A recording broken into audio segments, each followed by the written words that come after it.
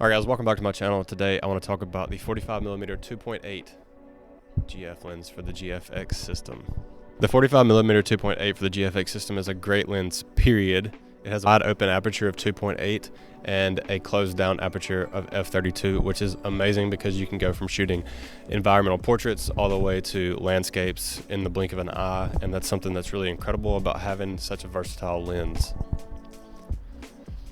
I find myself constantly zooming in on the images that I take with this lens, and you can ask my wife because she gets super annoyed because I'll show her a picture, a completely zoomed in picture, and I'll just zoom out and she just gets sick and tired of it. But it's really interesting how sharp this lens really is. Is the lens too sharp? That's the question. A lot of people ask me this, and the thing is it just depends on what type of photographer you are. If you like soft portraits or soft period, this is not the lens for you because it is tack sharp, literally sharper than anything that I've ever shot with, and I've shot with a ton of glass, and this one's just superb. And I'm assuming that all GFX lenses are like this, but I haven't shot with any other ones, so I don't have anything to compare it to. If you have the 45mm 2.8, let me know if it is as sharp as the other ones or if I'm just blowing this out of proportion.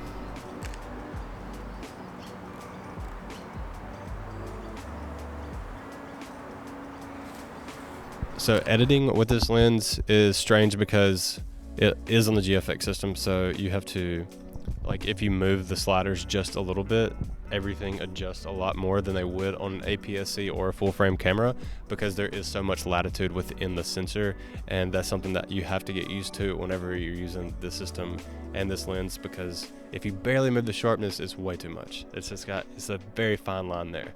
So also it's a very contrasty lens, which is great.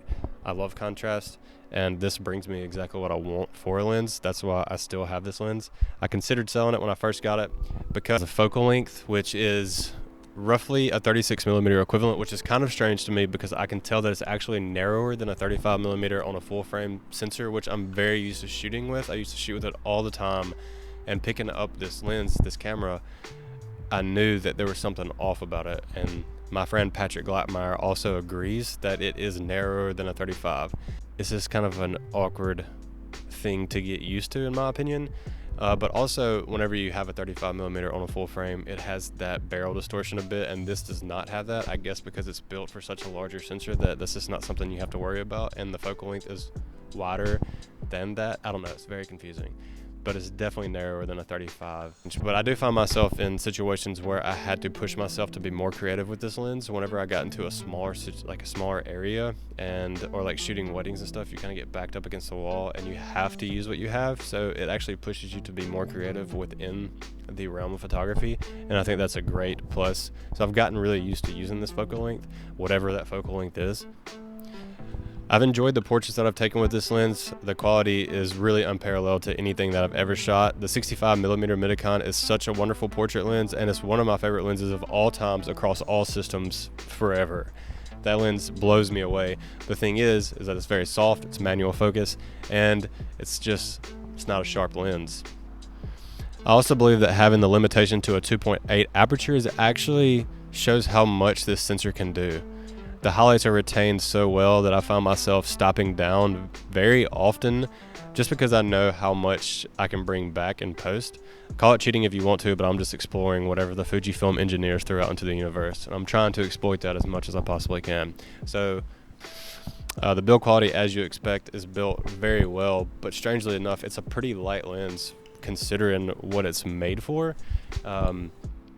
And it looks like it'd be heavier, but it's just not, and I don't understand how they designed this, and it's very confusing. But it's shaped like the 35mm X mount lens, the f2, or the 50mm f2, how they're shaped like a cone. They're reversed, so they start wider and go narrower, which is really strange to me. I've never liked that design. I think it's ugly, but this is something to get used to, I guess. It's just a very awkward shaped lens.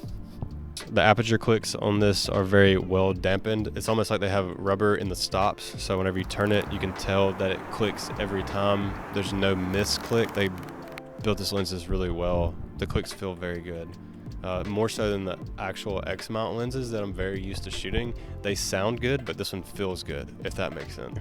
overall, the weather sealing is great. Trust me, I took this out and shot an entire wedding, and it was raining, and I've photographed hiking, and it was raining, landscapes raining, couples. I've done a lot in the rain with this lens, and even by the beach, and I've gotten it soaking wet, and it just never faults. It's just great. It's really, I mean, the weather sealing is really, really good on this lens. So my conclusion is that this is the sharpest lens that I've ever used in my entire life. I haven't used a lot of GF lenses though, so I can't really compare it to anything else. I'm assuming they're all just as sharp as this, and that's just the standard that there is for these. And I realize that full frame has a ton of really high megapixel counts and everything, but it's not the same as this. I don't care who you are. This is just not the same. This is a very slow system. The lens is not the fastest at autofocusing, and I wouldn't use this for documentary work unless you're just really good and patient at waiting, and I'm not. Actual focal length's kind of awkward, and that's something that you could get used to very easily. Probably pick it up within a day or two. It's just something that your brain has to adjust to, because I don't think a lot of people are shot on a 36 or 37 millimeter lens. I know it's just a couple off, but it still is different. The contrast of this lens is great, and I'm a contrasty person, so that just works out really well for me. Overall, the lens is fantastic, weather sealed, optical, just superbity, if that's a word. It's fantastic, and I would highly recommend this to anybody that's trying to shoot environmental portraits, product, or landscape. And yeah, man, try it out in the studio too, because I love it in the studio. It worked great. Slow, but great. One more thing. I really wish that Fujifilm would come out with more fast lenses, because they are stuck with the 80mm 1.7. That's the fastest lens they have. Everything else starts at 2.8 and goes on 3.5, whatever. If they would, that would make my life a lot better, because I do shoot in a lot darker areas often, and I find myself picking up other cameras because this one can't do anything. So it gets just kind of like lost in the mix, and that really sucks. So actually a wide angle fast aperture lens would be fantastic. 28mm equivalent, 1.7. I'll be first in line. Peace.